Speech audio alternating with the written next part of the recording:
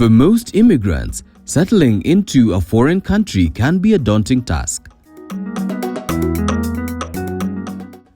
The change of scenery, climate, food, culture, lifestyle and systems can be a lot for a newly domiciled individual to handle on their own.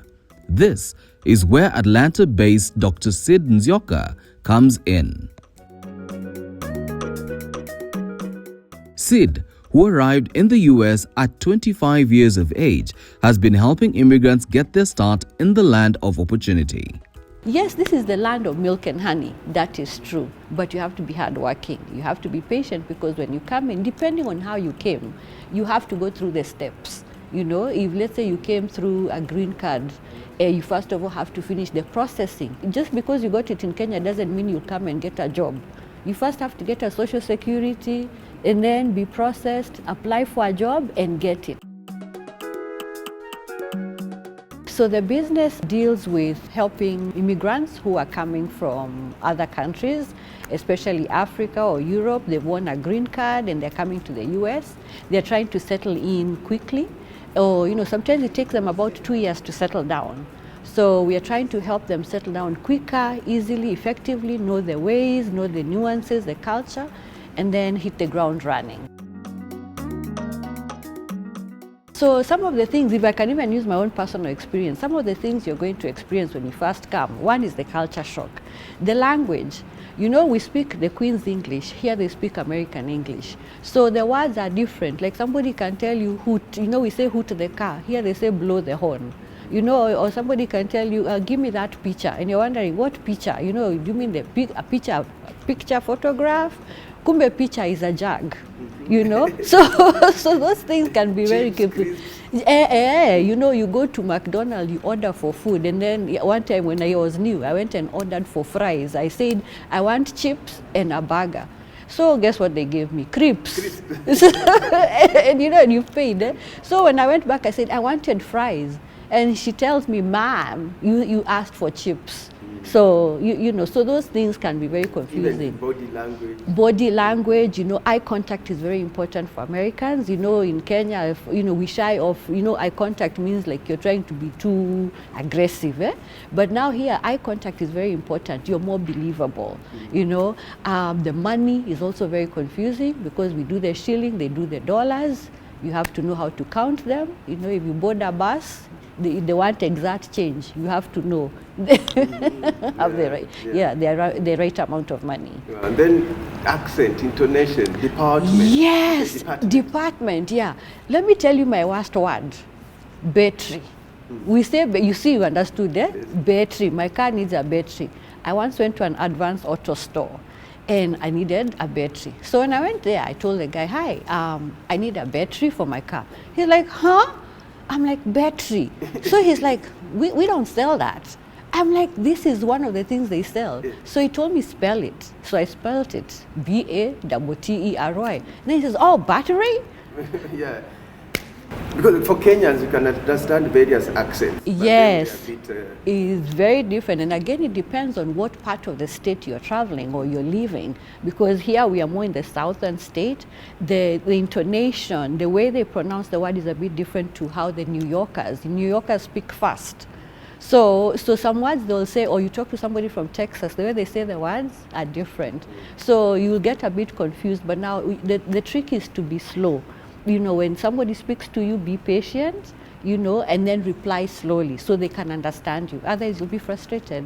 So in other words, you're coming in to fill the gap where you help people to settle. Exactly. Yeah, help people to settle, let them understand the rules and regulations.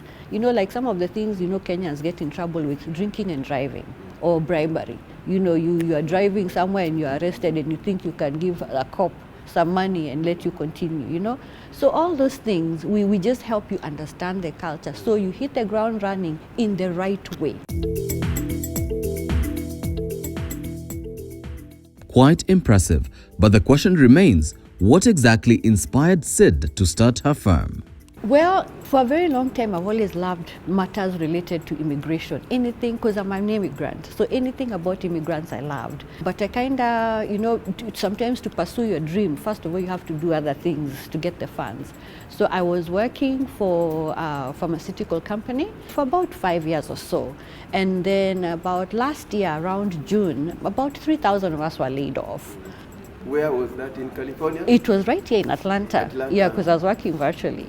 So yeah, so now suddenly initially it was confusing. You're used to the routine, waking up, you're working 9 to 6 every day, Monday to Friday.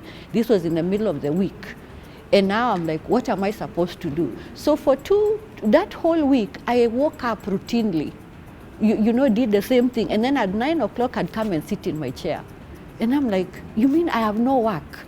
It can be depressing. It's very depressing. And then you're disoriented.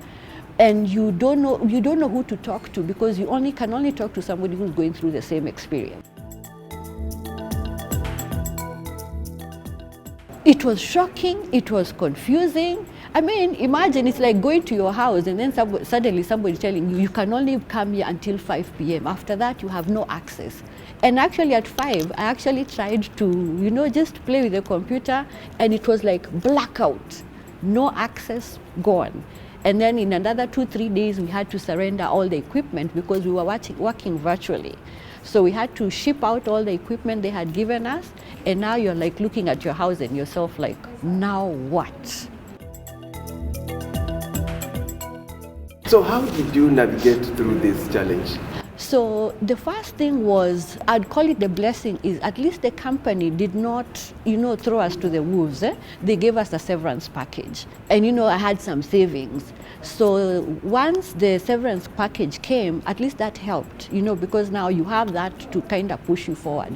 But the reality on the ground is, when you have money, your money is not growing. It gets finished very quickly. So some of the quick things I had to do, I was living on one side of town, I had to end my lease there and move to a place that was going to be more affordable.